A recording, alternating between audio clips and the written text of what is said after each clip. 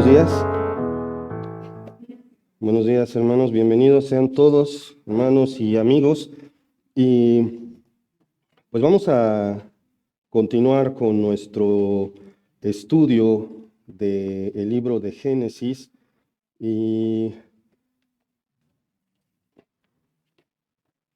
hasta donde hemos llegado en nuestro estudio de Génesis, ha sido evidente que Dios es quien busca al pecador para que se arrepienta de su mal proceder. Lo vimos con Adán y Eva, ¿recuerdan ustedes? Esa triste escena en el jardín del Edén donde Dios puso al hombre. Adán y Eva desobedecen el mandato de Dios y el Señor muestra su misericordia con un par de preguntas. ¿Recuerdan ustedes esa escena? El Señor llega después de que Eva ha comido del fruto, después de que platicó con la serpiente y alteró lo que Dios había dicho.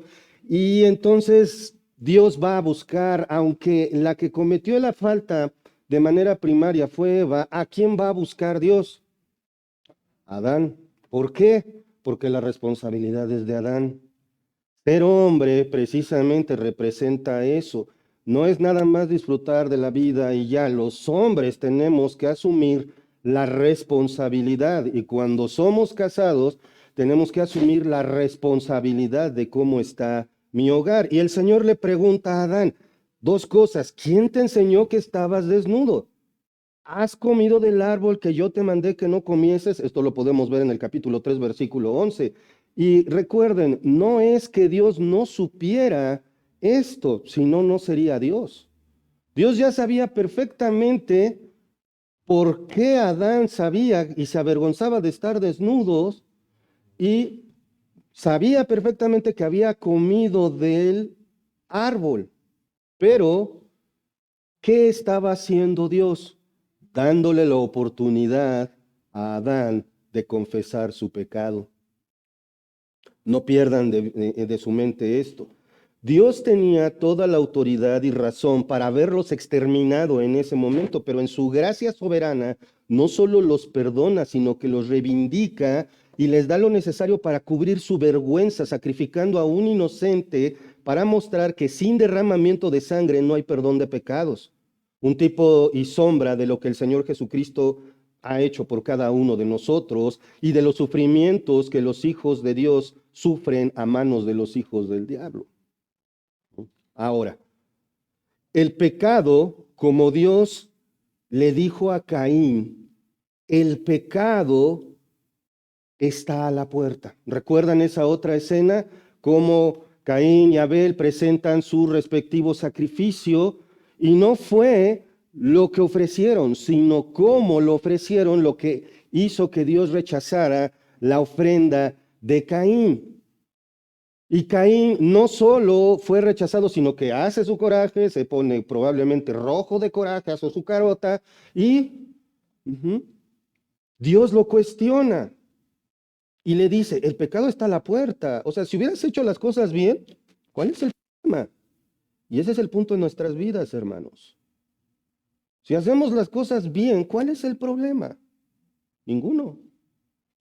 Pero la realidad es que esa no es la tendencia. Para este momento, quiero que tomemos en cuenta una cosa. El tiempo ha pasado. El pecado ya ha afectado al mundo que no ha permanecido estático, sino que ha sufrido cambios, sobre todo en su población. Hoy vamos a ver las horribles consecuencias del pecado en cualquier tiempo y lo vamos a ver en 4 puntos que nos muestran cómo el pecado afecta nuestra mente y vida. Les voy a enumerar los puntos rápidamente, pero los vamos a ir viendo a lo largo de nuestro estudio. En primer lugar, veremos que el pecado afecta nuestra conciencia y sentido común con la falta de arrepentimiento. En segundo lugar, el pecado nos afecta causando la pérdida de nuestro propósito. En tercer lugar, nos alejamos de Dios y en cuarto lugar, empezamos a tener temor. Pero pues vamos a orar para encomendar este tiempo en manos del Señor. Padre amado, Padre celestial, cuántas gracias te damos, Señor, por este día. Gracias, Padre, por todo lo que nos das. por tu amor y misericordia, y gracias, Señor, porque es por ti que estamos aquí. Padre, te ruego por este pobre predicador que es débil sin ti, inútil. Señor, te ruego que seas tú hablando a través de mí, Señor, que solamente tu palabra sea expresada y, Padre, que tu Santo Espíritu nos muestre lo que hemos de aprender hoy. Señor, ten misericordia de nosotros, que nuestra mente y corazón estén enfocados en ti, Señor. Gracias, en el nombre de nuestro Señor Jesucristo. Amén. Muy bien, entonces quiero hacer énfasis en algo antes de leer nuestro pasaje. Recuerden, hermanos, el pecado, las cosas malas que no le gustan a Dios, ¿ah?, no son únicamente acciones. Tenemos que ver el pecado como lo que es. Es, como lo había dicho anteriormente, una especie de ente, una fuerza, una presencia que está afectando a todo el mundo. El pecado es lo contrario a la virtud. El pecado es lo contrario a la obediencia. El pecado es lo contrario a lo que a Dios le agrada. ¿Sí? Eso significa que no solamente se limita a acciones, sino inclusive situaciones. Por ejemplo, ¿ustedes creen que a Dios le agrada que el mundo esté contaminado? No, pero la contaminación también es un efecto del pecado, porque el ser humano, en lugar de administrar al mundo, ha abusado de él. ¿Me explico? ¿Ustedes creen que Dios se agrada en que, por ejemplo, en el asunto del matrimonio, de la vida en pareja, se diga que el matrimonio no importa? No, pero es una tendencia. Vamos a vivir juntos, no importa si es hombre con hombre, mujer con mujer. Vamos a juntarnos y a separarnos, y luego hasta hay canciones, ¿no?, de que ahora somos 4 y somos más felices y no sé cuántas tonterías que incluso penetran en la cultura de los cristianos. Dios no se agrada de nada de eso, y todo eso es pecado. Tenemos que entender que en sí mismas las cosas no son pecaminosas. Por ejemplo, si nosotros vemos una botella de algún vino, algún brandy, algún licor, ¿es mala? No, en sí misma no es mala, no tiene ni cola ni cuernos. El problema es el uso que le damos los seres humanos. El pecado reside en el mundo, pero sobre todas las cosas tiene una raíz: nuestro corazón, entiéndase, nuestros pensamientos. ¿De dónde vienen las guerras? ¿De dónde vienen las peleas? Vienen de nuestros pensamientos, vienen de nuestros malos deseos. Entonces, eso es lo que tenemos que ver, porque no hay manera de que nos justifiquemos por algo malo. Platicando una vez, me recordaron un caso en el que dicen, bueno, es que si tengo paz en mi corazón, entonces Dios está de acuerdo. No, la Biblia dice que el corazón es perverso, es engañoso. Es que Dios puso en mi corazón que deje a mi esposa y cambie de modelo y me siento en paz. ¿Qué pasó? Pues aunque te sientas en paz, es pecado, punto, se acabó. ¿De acuerdo? El pecado es sutil. El pecado es, perdonando la expresión, sabroso. El pecado promete placer. El pecado te promete que tú eres el que se va a salir con la suya. El pecado incluso te promete que no va a haber consecuencias. Y ahí es donde el pecado te miente. Vamos a ver entonces nuestro pasaje que vamos a estudiar el día de hoy. Por favor, les pido, me acompañen en sus Biblias a Génesis, en el capítulo 4, y hoy vamos a estudiar de los versículos 13 al 17. Por favor, vayan ahí. Génesis, ya me fui al otro lado. Génesis 4, versículos 13 al 17. Dice así la palabra del Señor. Y dijo Caín a Jehová: grande es mi castigo para ser soportado. He aquí me echas hoy de la tierra, y de tu presencia me esconderé, y seré errante y extranjero en la tierra, y sucederá que cualquiera que me hallare me matará. Y le respondió Jehová: ciertamente cualquiera que matare a Caín 7 veces será castigado. Entonces Jehová puso señal en Caín para que no lo matase cualquiera que le hallare. Salió pues Caín de delante de Jehová y habitó en la tierra de Nod, al oriente de Edén. Y conoció Caín a su mujer, la cual concibió y dio a luz a Enoc. Y edificó una ciudad y llamó el nombre de la ciudad del nombre de su hijo Enoc. Ok.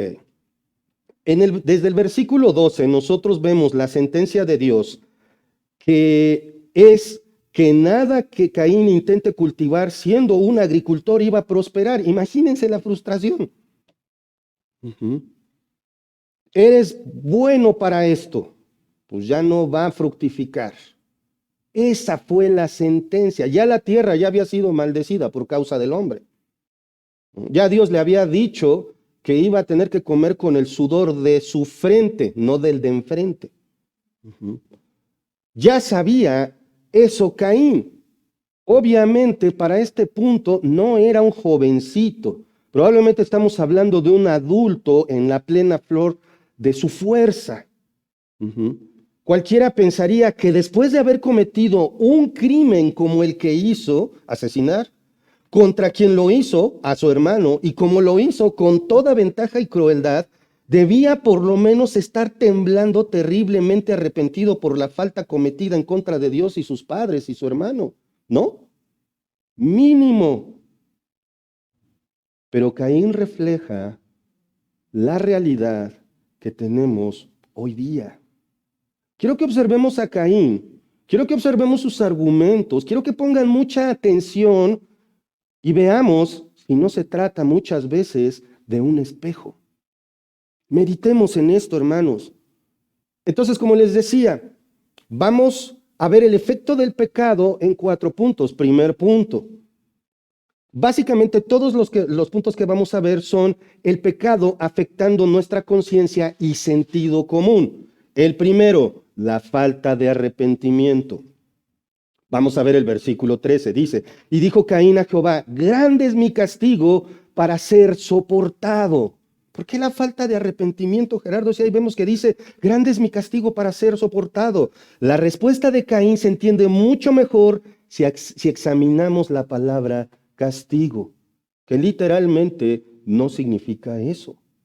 Fíjense bien, la palabra castigo o reprimenda, o como lo manejan las diferentes traducciones de las escrituras, viene del hebreo abón. Y no es para perfumes, maquillaje, ni nada de eso. Es del hebreo abón, que significa perversidad, mal o pecado. En otras palabras, una traducción más literal sería que Caín dijo a Jehová, grande es mi pecado, grande es mi perversidad para ser soportada. Pero en la forma en que está escrito en el lenguaje original, no es una súplica. No es como, oh Dios, qué grande es mi maldad para estarla aguantando. No hay ese énfasis, sino que Caín nos muestra que se está enfocando en la severidad del castigo. Observen, no está diciendo, qué terrible que maté a mi hermano. No, está diciendo, qué terrible es lo que viene sobre de mí. Y el asesinato de tu hermano. O sea, Dios le preguntó, ¿dónde está tu hermano? Pues yo no sé. ¿Acaso soy su guarda? Eso se llama ser cínico. ¿Cuántas veces nuestro pecado es evidente y decimos, ¿y qué? Es evidente que tenemos ciertos defectos y decimos, ¿y qué? Así soy yo. Y es más, todavía nos atrevemos a decir, Dios me ama tal y como soy. ¿Es cierto eso? Sí, pero no. O sea, ¿cómo? Sí te ama. Dios te ama, pero te va a cambiar porque no le agrada cómo eres. Y entonces empieza la santificación. La santificación es el proceso por el que pasamos todos a lo largo de toda nuestra vida, lidiando con nuestras concupiscencias, con nuestros deseos, con lo que nos gusta, con lo que apetecemos. No se trata de no tenerlo, sino que la concupiscencia, cuando se complace, da paso al pecado. No es pecado, sino hasta que lo llevas a cabo. Todos, piensen ustedes, ¿hay por ahí 2 o 3 cosas que te gustaría hacer que sabes que no debes? La respuesta es sí. Pero ¿por qué no las hago? ¿Por qué no las haces? Porque no se debe. ¿Puedes? Por supuesto, pero no se debe. ¿Por qué? Porque a Dios no le agrada. ¿Me explico? Adán y Eva, más bien Eva, lo vieron claramente. De ese fruto no tomen. Y nada más necesitaron un empujón. Y a Dios la obediencia. La perversidad es grande, pero Caín se está quejando de su castigo.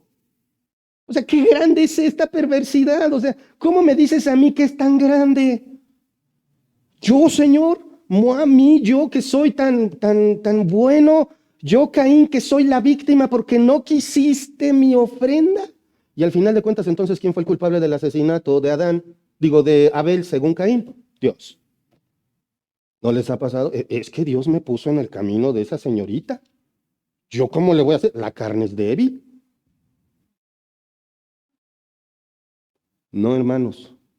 El pecado está acechando, como lo dijo Mark la semana pasada y nos lo enfatizó. Está a la puerta. Satanás está como león rugiente buscando a quién devorar. No quiere decir que Satanás te quiere matar. No, porque nos haría un favor. A los cristianos nos haría un favor. Lo que quiere es hacernos la vida de cuadritos y que cada vez nos parezcamos menos a Cristo. Y eso lo hace engañándote. Pues si estás con tu familia, pues adelante, diviértete. Si estás con tus cuates, adelante, no pasa nada. ¿Cuál es el problema? Goza, disfruta, vive. Esas son puras mentiras. Y eso es lo que tiene al mundo como lo tiene, con parejas no casadas, con hijos sin papá o sin mamá, con situaciones terribles, decidiendo cortar un embarazo o no, decidiendo vivir juntos o no, en lugar de casarse, y todo eso. Eso es lo que hace que un hombre busque a una mujer que no es su esposa y viceversa. Es que ya no amo a mi esposa. Eso lo he escuchado varias veces. Ya no amo a mi esposa, por eso me fijo en otras. Ya no me atrae. Entonces, pues Dios sabe que tengo necesidades. No, así nomás. No existe algo como ahora somos más modernos. No, es ahora somos más perversos.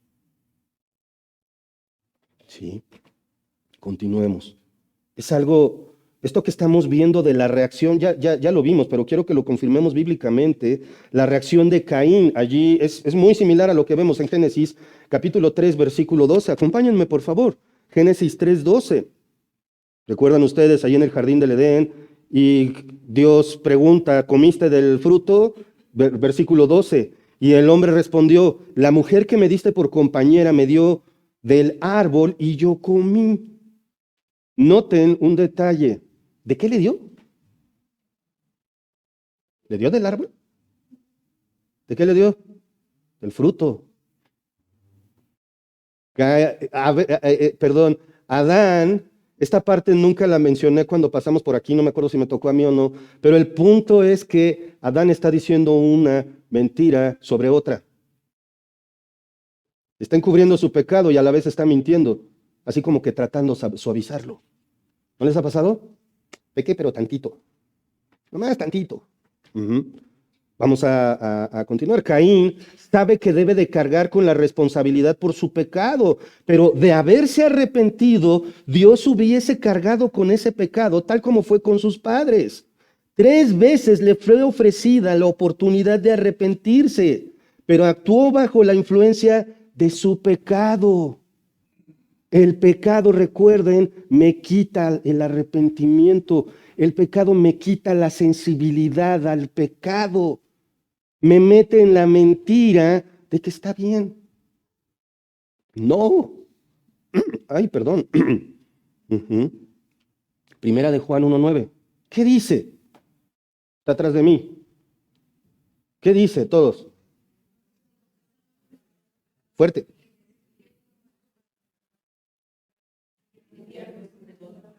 Fíjense lo que dice y lo que acaban de leer. Eso es lo que no debemos olvidar.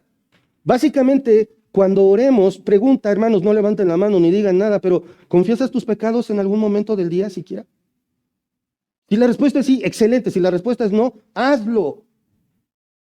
Confiésate al Señor, porque Él así nos va a limpiar de toda maldad. El pecado es como una costra que se va haciendo cada vez más. ¿Han visto las costras de cochambre en las cocinas que no limpian? Y luego llegas hasta con una espátula de metal y no sale. Y dices, pues si es solo grasa, pues es grasa acumulada, cochambre acumulado. Así se acumula en nuestra mente y entonces empezamos a creer que qué tanto es tantito. Eso sería normal en una persona que no cree en Cristo. ¿Por qué? Porque ellos no tienen fe, porque ellos no han sido redimidos. Ahí es donde debemos de decirle, toma en cuenta que estás como estás, te está pasando lo que te está pasando, porque es tu pecado, es tu responsabilidad. Arrepiéntete y pon tu fe en Jesucristo. Eso es todo lo que tienes que hacer. Pero nosotros, hermanos, ¿será posible que se nos ponga una costra de pecado en nuestra conciencia? Sí. Y nos vamos justificando y nos vamos autorizando y no importa el concierto, no importa la música, no importa lo que tomo, no importa lo que hacen en la fiesta y me voy embarrando más y más. En lugar de agarrar el pecado y hacerle así, le hago, échale otro poquito, atáscate ahorita que hay lodo, dirían literalmente. Y es el pecado, mancha, ensucia, se acumula. Hermanos, todos lo hemos experimentado, ¿sí o no? Todos hemos experimentado ese efecto de que quieres algo malo, lo haces y entonces empiezas a mentir para justificarte. Y no estoy hablando desde un pedestal de que yo no peco, hermano, soy el primero o tal vez el peor de todos. Y lo reconozco porque mi mente es humana, mi mente es perversa. Tengo que estar lidiando con ella. ¿Qué pasa por la mente cuando hay silencio? En la noche antes de dormirte, ¿no se llena de pensamientos de todo tipo la mente? Justo cuando quieres que el cerebro deje de funcionar es cuando más activo se pone, ¿sí o no? Esto nos muestra lo peligroso que es el pecado, no solo como una acción, sino como un estilo de vida, formando, como les dije, una costra en la conciencia del individuo. El estado de la mente de Caín se ha ido deteriorando claramente. Ofreció una ofrenda a Dios de modo equivocado, sin buscar agradarle. Se enojó contra Dios y su hermano, planeó el asesinato de Abel y lo realizó sin misericordia. Insulta a Dios con sus respuestas y aún así él es la víctima. Qué grande es mi castigo. ¿Lo han visto en alguna persona eso? O sea, todavía que haces mal, tú eres la víctima. ¡Wow! Ese es el efecto del pecado, la pérdida de arrepentimiento, hermanos. Ese es el primer efecto. Está claro en lo que dice Primera de Juan, capítulo 3, versículo 12. ¿Recuerdan ustedes esta descripción que hace el apóstol Juan de Caín? Primera de Juan 3, 12. No como Caín, que era del maligno y mató a su hermano. Y esto es interesantísimo. ¿Y por qué lo mató? Porque sus obras eran malas y las de su hermano justas. Abel murió por envidia, porque su hermano lo envidió. Abel murió por hacer las cosas bien. Esto es un tipo y sombra del Señor Jesucristo. ¿Por qué mataron al Señor Jesucristo? Por hacer las cosas bien, por ser la verdad, por ser el camino, por ser la vida, porque no hay nadie más en el cielo o en la tierra que dé la salvación que no sea Jesucristo. Hermanos, sí hay humanos que nacen para maldad. Caín es una muestra, Judas es otra. Y hay varios a lo largo de la historia. Su objetivo es la maldad. Vamos a continuar. Es claro quién era la simiente de Dios, Abel. Es claro quién era la simiente de Satanás, Caín. ¿Recuerdan? Como hizo el énfasis Mark, imagínense el corazón partido de Eva. Cuando nació Caín, ¿qué creyó? Esa era la simiente de Dios que iba a aplastar la cabeza. Caín iba a ser la salvación y asesina a tu hermano. ¿Se imaginan el estado? Ustedes que son mamás, las que son madres, saben que cuando un hijo les falla terriblemente, duele. Imagínense Eva viendo que su hijo primogénito mató a su hermano por envidioso. Hasta allá puede llevarnos el pecado. Sobre todo, hermanos, y aquí quiero hacer rápidamente, vamos a hacer una pausa aquí, pero cuando tengan conflictos, hermanos, resuélvanlos. Porque la respuesta de escape más grave es precisamente el asesinato. Los conflictos no se hacen a un lado, se confrontan, se resuelven. Pero bueno, eso es harina de otro costal. Desde la perspectiva humana, ¿sabían que incluso hay quien ha defendido a Adán y Eva? Una vez escuché a R.C. Sproul, le pasaron una pregunta y le dicen, ¿no fue demasiado severo el castigo de Dios contra Adán y Eva? Sproul dice, ¿qué tienes en tu mente? Desobedecieron al Dios soberano y nada más los corrió del jardín del Edén, básicamente. Merecían haber sido fulminados, pero saben, hay quienes defienden incluso a Caín. Pues es que lo mató porque fue injusto que Dios haya preferido a Abel. Hermanos, eso es pura ignorancia. Abel es un asesino. Y saben, no fue un asesino hasta que mató a Abel. Un asesino desde antes porque lo planeó. No hay manera de justificar esto.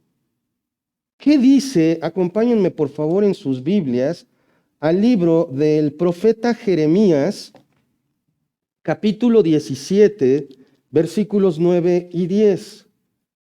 Jeremías 17, 9 y 10. ¿Ya lo tienen? Dice así la palabra del Señor. Ustedes conocen este texto. Engañoso es el corazón más que todas las cosas y perverso. ¿Quién lo conocerá? Una pausa aquí. El versículo 9 nos dice con claridad el estado del corazón humano. ¿Por qué hacemos lo que hacemos? ¿Por qué tengo tantos problemas familiares? ¿Por qué tengo tantos problemas con mi familia? ¿Por qué tengo tantos problemas en el trabajo? Porque nuestro corazón es perverso y engañoso. Y el único que puede distinguir lo que realmente hay dentro de nosotros, dice el versículo 10, yo Jehová, porque el versículo 9 finaliza con una pregunta, ¿quién lo conocerá? Responde Dios, yo Jehová, que escudriño la mente, que pruebo el corazón para dar a cada uno según su camino, según el fruto de sus obras.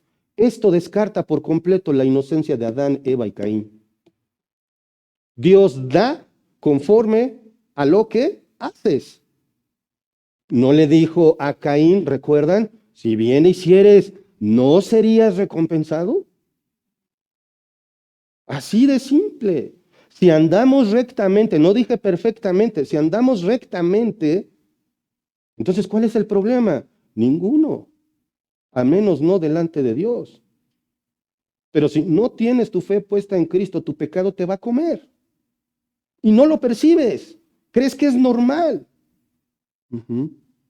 Como aquella persona que tiene un vicio y después dice, pero es que ¿por qué estoy perdiendo tanto dinero? O aquella persona que vive de manera inmoral en su familia y dice, ¿por qué tengo tantos problemas con mi pareja? ¿Por qué tengo tantos problemas con mis hijos? ¿Por qué no me puedo llevar bien con mi mamá? Porque Dios te está dando de acuerdo a tus actos. En otras palabras, son tus consecuencias. Dios sabe lo que realmente hay en el corazón de cada uno y da de acuerdo a esto. El pecado de Caín ya no conoce límites, hermanos. Caín está completamente enlodado de pecado. Ya no hay límite. Tanto es así que reclama, ¿por qué me castigas así? Oh Dios, qué mal he hecho. Bueno, no dijo eso, ¿verdad? Pero tal vez la actitud fue esa. Pero hermanos, la misericordia de Dios es más grande. Versículo 14, allí en Génesis 4. Continúa la queja del pobrecito de Caín. He aquí me echas hoy de la tierra, y de tu presencia me esconderé, y seré errante y extranjero en la tierra, y sucederá que cualquiera que me hallare me matará. Suenan los violines. Observen lo que está diciendo Caín. La rebeldía de Caín, como les digo, su pecado ya no tiene límite en este momento. Observen, he aquí me echas hoy de la tierra y de tu presencia me esconderé.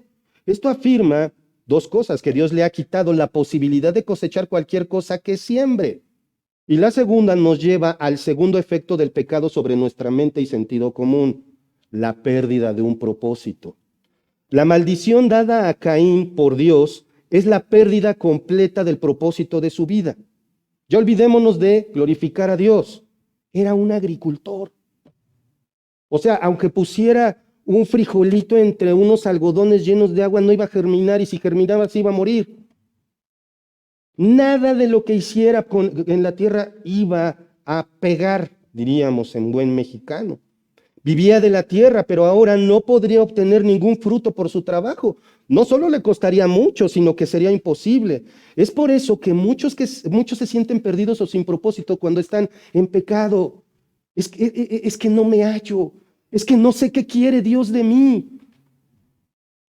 O si no eres cristiano, no sé qué hacer con mi vida, no entiendo qué estoy haciendo, no sé para qué estoy aquí. Es el efecto del pecado que ya te hizo perder tu propósito. Y hermanos, esto es gravísimo cuando somos cristianos. Piensen, ¿sabes cuál es tu propósito? Si me sales con que graduarme de la escuela, trabajar hasta hacerme rico, o casarme con un millonario para que me saque de trabajar, olvídalo. Tu perspectiva es completamente equivocada y estás hundido en pecado. Nuestro propósito es glorificar a Dios con nuestras vidas. ¿Cómo? Siendo cada vez más parecidos a Cristo. Por eso es tan grave. Por eso es que el pecado nos desvía de nuestro propósito, obscurece nuestra visión y nos inclina a alejarnos de Dios. Observen, dice, he aquí hoy me echas de la tierra y de tu presencia me esconderé. O sea, ni de chiste te voy a buscar, Dios. Ya está vetado, pero como dicen, me voy antes de que me corran. No le voy a dar el gusto. ¿Lo han escuchado? No le voy a dar el gusto de que me la haga y me adelanto a hacérsela. Básicamente es lo que está pasando aquí.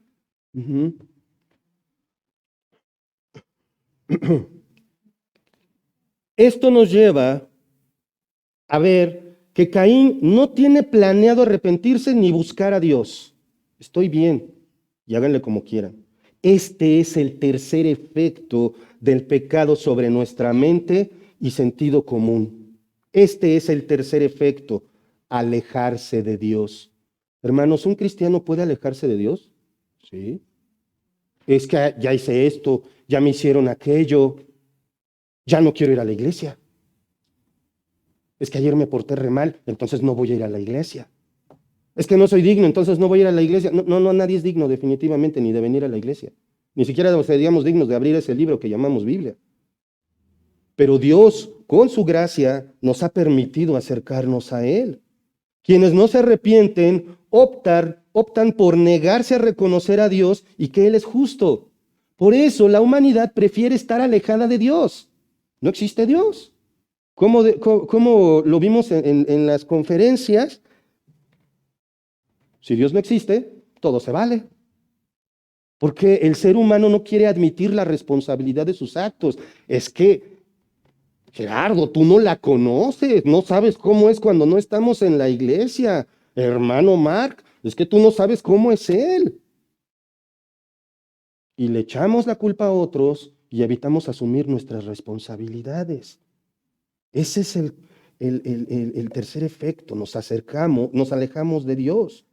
Las consecuencias siguen siendo medidas por Caín como algo que él no debería recibir. Dice, y seré errante y extranjero en la tierra. Bueno, esto nos muestra que Caín entendió claramente la maldición que Dios le dio.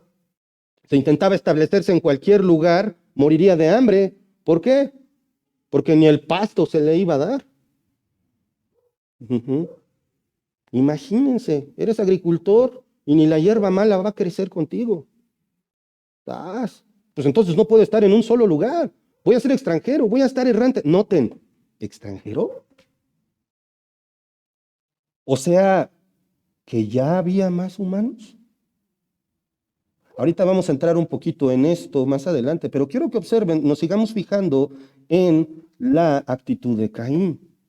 Sigue pensando en sí mismo. Ujú. Hasta este momento Caín sigue victimizándose. Esa es otra característica de estar dominado por tu pecado. Te victimizas. Todo lo malo te pasa a ti. Ujú. Dirían por ahí, ya nada más falta que un perro me orine el pantalón. Ujú. Ese es el efecto del pecado. Caín se sigue victimizando y esto produce el cuarto efecto del pecado sobre nuestra mente y el sentido común. Miedo, temor. Caín sabía que su crimen no quedaría impune. Ya Dios se lo había demostrado, pero faltaba el factor humano. Así como ya se sabía de los sacrificios, hermanos, es posible que en ese momento también ya se conociera lo que vemos como la retribución del homicidio. Acompáñenme, por favor, en sus Biblias ahí a Génesis capítulo 9, versículo 6. Dice así: respecto del homicidio, el que derramare sangre de hombre, por el hombre su sangre será derramada, porque a imagen de Dios es hecho el hombre. O sea, el que mate a alguien es merecedor de la muerte. Ay, porque estoy matando a otra persona. No, porque estás matando a alguien que porta la imagen de Dios. Eso fue lo que hizo Caín, mató a la imagen de Dios. Merecía morir. Esto posteriormente se conocería como el vengador de la sangre, allí en Levítico. Hasta aquí es evidente la falta de amor de Caín. No ama a sus padres, no amó a su hermano y evidentemente no ama a Dios. Sin embargo, la gracia de Dios es más grande. ¿Sí? Acompáñenme, por favor, a la primera carta de Juan, capítulo 4, versículo 18. Dice así, ¿ya lo tienen? Si tú tienes fe en Cristo, si tú andas rectamente, no temes nada. ¿Por qué? Observen lo que dice Primera de Juan 4, 18.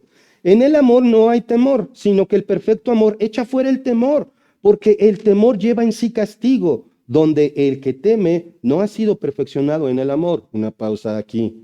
Entiéndase amor como el hecho de estar viviendo en la fe en Cristo. Si tú tienes fe en Cristo, confiesas tus pecados, luchas contra tus concupiscencias, contra tus deseos, entonces no tienes temor.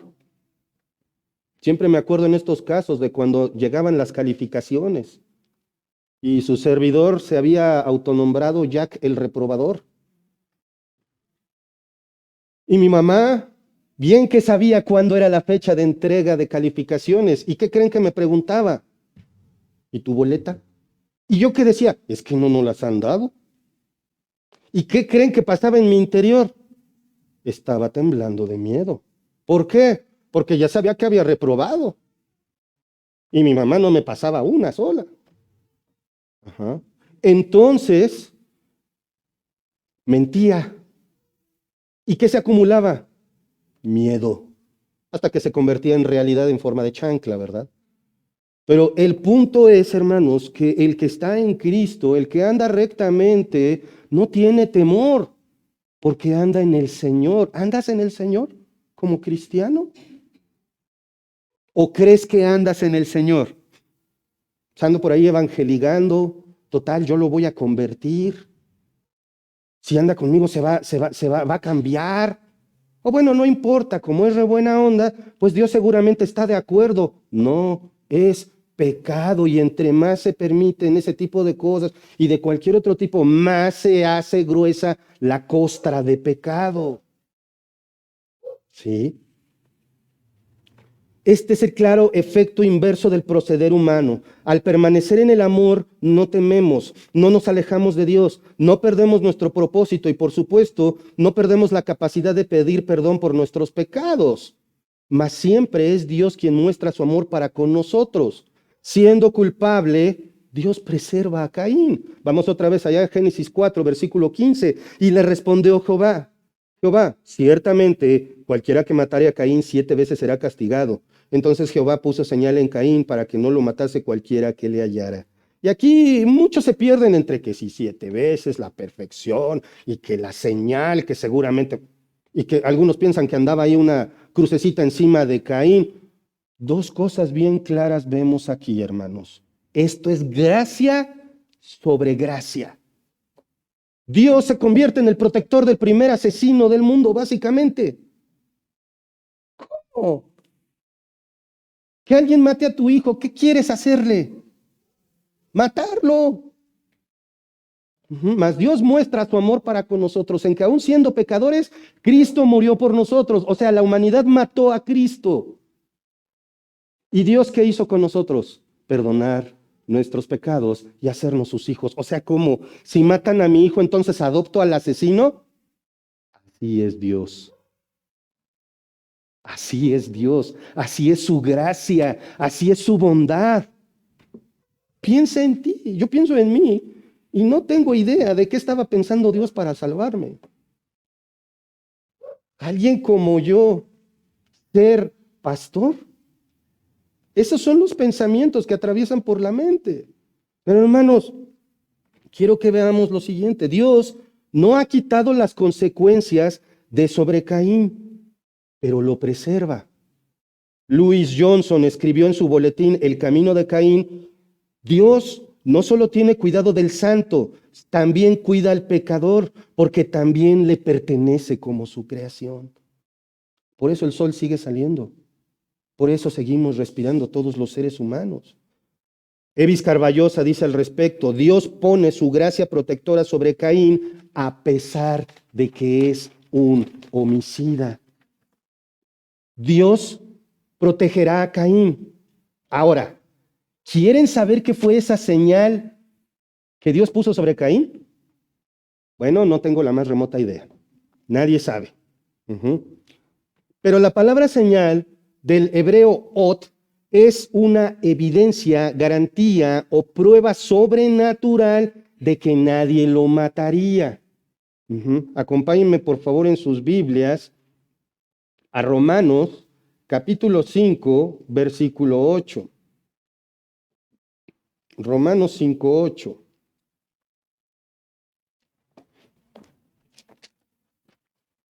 Dice lo que había mencionado hace un momento. ¿Cuál es?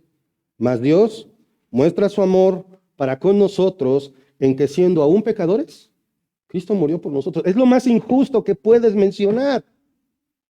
El perfecto murió por mí, que soy imperfecto, y en lugar de que me cobren esa muerte, Dios me hace su hijo. ¿Se dan cuenta de la gracia redentora? Hermanos, de verdad, si mientras está escuchando esto estamos en otra cosa, no entiendo entonces qué significa el Evangelio para ti. Pero es bien importante esto, entendámoslo. Es una injusticia, pero Dios lo hace justicia por su gracia, por amor a su creación. Ahora, desde el versículo 14, ya vimos entonces estos 4 puntos. Ahorita los vamos a repasar. Pero el efecto del pecado no es mínimo. Ahora vamos a hacer una pausa y quiero hacer unas preguntas que seguramente surgieron desde el versículo 14. ¿Quién podría hallar a Caín para matarlo? ¿De dónde salieron más personas? Había más humanos, es evidente, pero ¿de dónde salieron? Y como más adelante veremos, ¿de dónde salió la esposa de Caín? Aquí me encanta porque una vez me tocó hablar con un detractor y me dijo, ¿te das cuenta cómo la Biblia miente? No que nada más estaban Adán y Eva y tuvieron a Caín y Abel. ¿Te das cuenta de eso? Y entonces empiezan a decir que si los extraterrestres sembraron vida y que había más humanos, y luego por ahí el lobby LGBTQ está apoyando para que una Biblia diga que creó Dios a Adán y a Rubén, y que entonces también Adán tenía relaciones homosexuales, y cuánta babosada, y perdón que use esa finísima palabra. Si no lees la Biblia con atención, resulta como aquel detractor de Miguel Núñez que le dijo, es que Dios maldijo a la mujer diciéndole que se iba a arrastrar toda su vida. Espérate, si eso se lo dijo a la serpiente, ¿cómo se ve que no leíste bien? Hermanos, observen, es lo más lógico. Las respuestas a todas estas preguntas las encontramos en Génesis 5:4. Acompáñenme en Génesis 5:4, que dice, y fueron todos los días que vivió Adán 930 años. No, ¿qué dije? 5:4, perdón, me fui uno para adelante.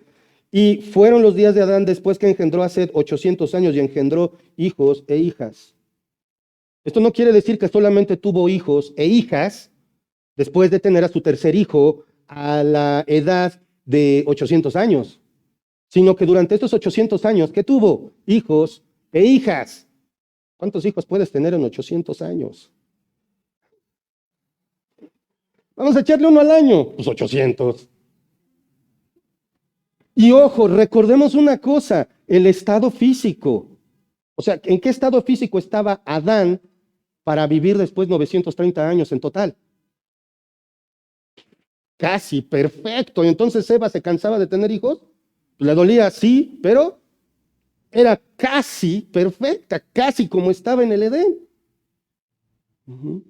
¿Se imaginan la cantidad de humanos que había para, vamos a decir, los primeros 30 años de vida de Caín? ¿Uno por año? ¿O más? ¿Y qué tal si salen gemelos? ¿Y la edad reproductiva a qué edad empieza?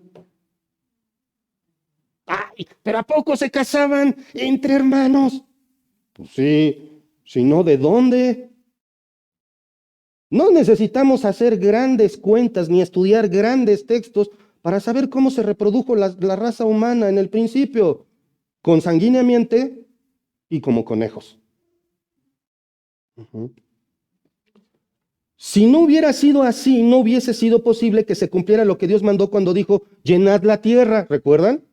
Llenen la tierra, reproduzcanse. ¿No les canceló el permiso cuando los sacó del jardín del Edén?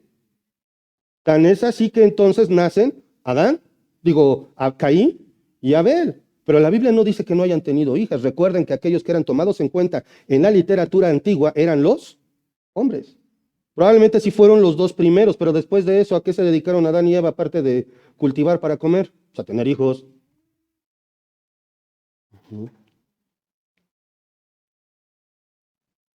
Esto es lo que debemos considerar. No existía ningún deterioro genético al existir las uniones consanguíneas, de modo que lo más lógico es que Caín tomase esposa de alguna de sus hermanas o sobrinas. Esto fue permitido por Dios hasta que esos matrimonios fueron peligrosos genéticamente, provocando mutaciones, como lo escribió Henry Morris. Entonces, esta práctica fue cancelada por Dios en la ley mosaica. Entonces, hermanos, no necesitamos estar inventando historias. Simple y sencillamente hagamos cuentas y veamos que el estado de los seres humanos antediluvianos era un estado físico muy superior al que estamos ahora. Simplemente la vida, casi 1 milenio por persona. Imagínense su energía. Esto nos lleva a comprender mejor los versículos 16 y 17. Vamos rápidamente ahí a Génesis 4, versículos 16 y 17.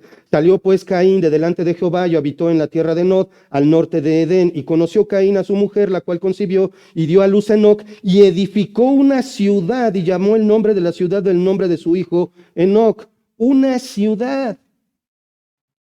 O sea que ya había muchos seres humanos. Entiéndase la palabra ciudad como no necesariamente una aldea, sino algo más grande.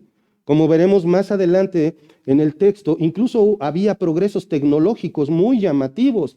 Y esto también demuestra una cosa, no venimos del mono. Ujú.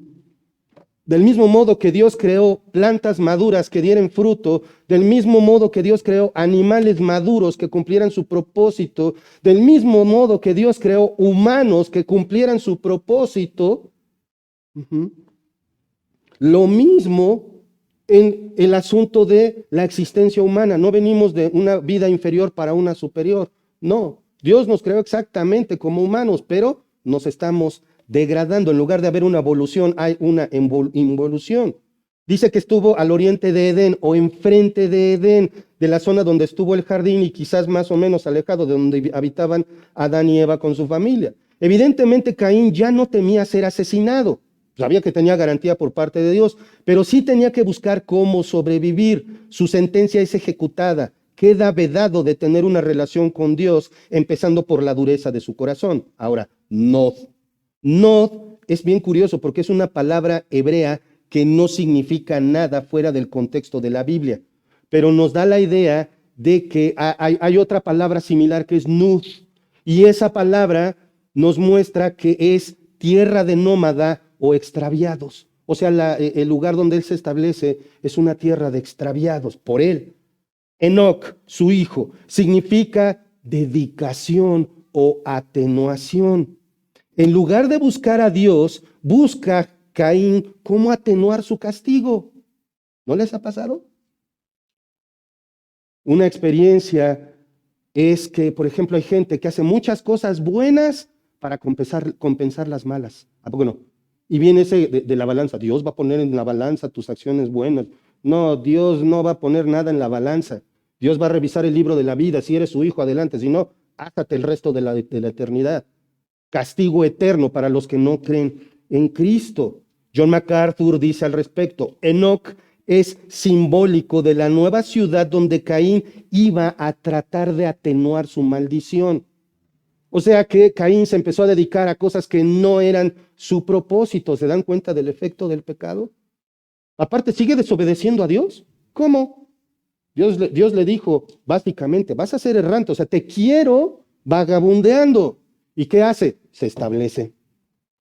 Su rebelión no tiene, y pareciera lo más normal, pues tengo que buscar cómo sobrevivir. Pero ¿cuál es el designio de Dios? Errante.